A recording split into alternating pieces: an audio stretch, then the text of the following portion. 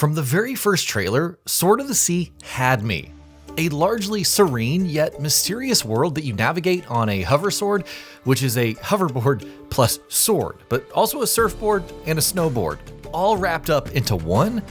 The immaculate vibes of a giant Squid title, a la Abzu and the Pathless, with a little bit of Journey sprinkled in. It hooked me instantly, which is also probably why I had reasonably high expectations. From the very first moment, Sword of the Sea has it. As an ancient guardian who awakens on a single drop, you venture forth into this desert-filled world to unleash the water and restore prosperity.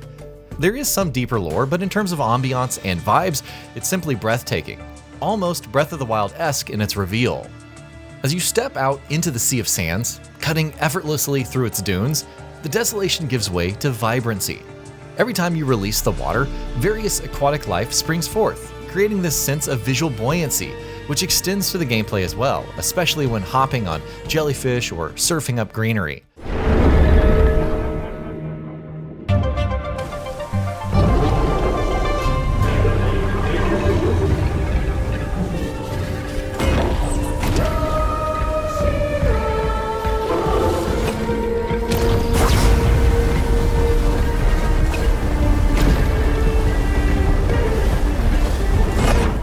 Very little else matters as you glide through environments, performing sick tricks to no one in particular, with no risk of messing up, of course.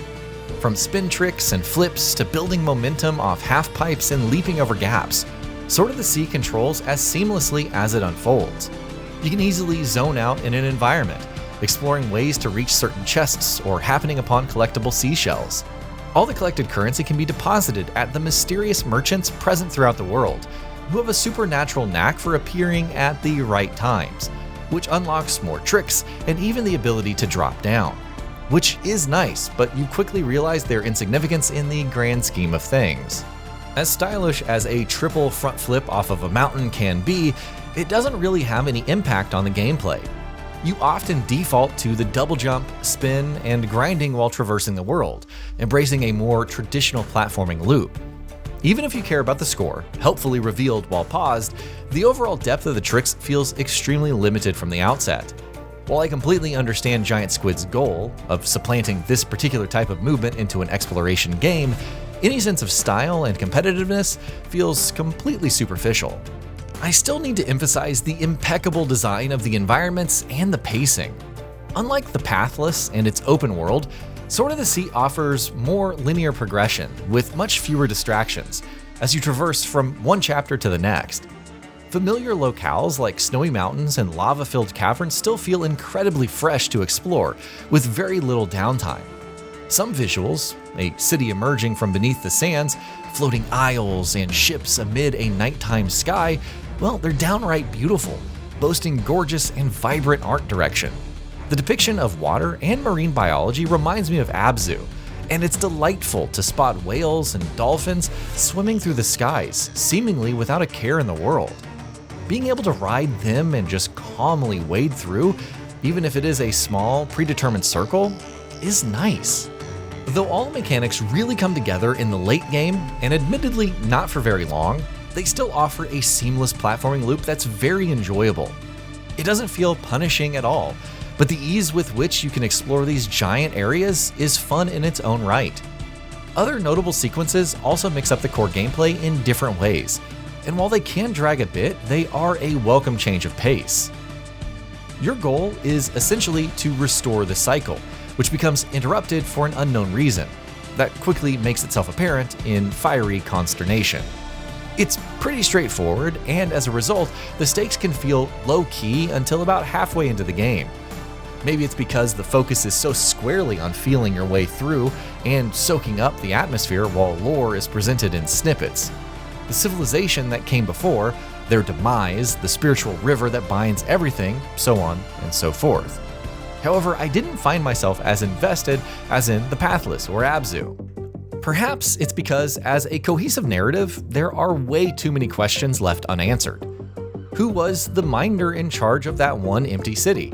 What of the ghost warriors, whose massive bodies remain frozen in the field as sentries, guiding you from one place to the next? Are those merchants inextricably tied to the cycle like the Guardian?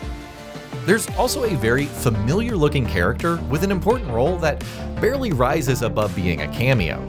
But then again, they may also be the champion spoken of in the tablets, given their abilities. Much of the lore, especially its themes of fire versus water, life and death, spirits and humans, is open for ascribing one's own meaning. That is, when it isn't used to explain away why the ghost warriors are present in a snowy field, or why exactly it works the way that it does. While the developers' previous titles created a sense of emotional connection in their short runtime, Sword of the Sea doesn't quite nail it. It also doesn't help that the story starts winding down after hitting what feels like its stride. Overall, playtime is shorter than the Pathless, and that's with plenty of admiring the architecture and combing for secrets. Which isn't a bad thing, given how much tighter this feels by comparison. I just couldn't really shake the sensation of, that's it? Even after the credits unfolded. Sword of the Sea does offer some additional gameplay elements afterwards, which leans further into speedrunning and exploration. There's a journey-like element to this, but unlike that title and its seamless co-op resulting in wonderfully emergent encounters to this day, I'm not sure if Giant Squid's approach has as much staying power.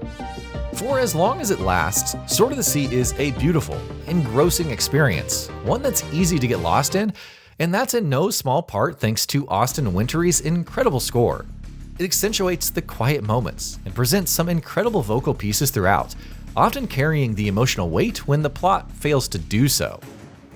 On the downside, as incredible as the art direction is, there were several performance issues, even with a GPU and a RAM that surpasses the recommended specs. Perhaps much of it is CPU bound, and my 11th gen i5 is the bottleneck, but frame rate drops occur even when dropping the resolution scaling and quality settings were set to medium. Upscaling support may have helped with these issues, but there's no denying that further optimization, or at the very least better hardware, is needed in some areas. Despite all of these caveats, I would still recommend Sword of the Sea for those seeking a relatively light adventure with outstanding art direction, movement, and music.